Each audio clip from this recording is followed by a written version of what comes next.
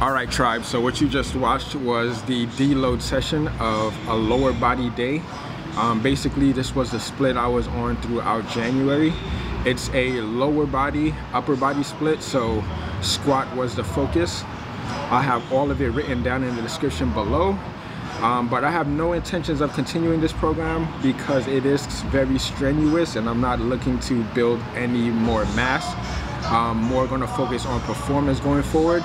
But I'm just going to reevaluate this week and see exactly if this is something that I want to continue. I'm not quite sure yet. I'm still undecided, but I'm going to take another week to kind of like deload again or prepare for this next program that I'm going to be on.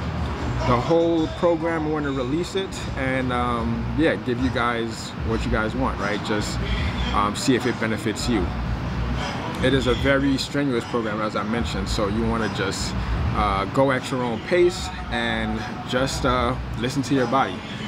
Right now I'm going to go and stretch out on the mat because, you know, I'm just like, it was a lot, very high volume, so I'm going to loosen up so I can carry on with my day.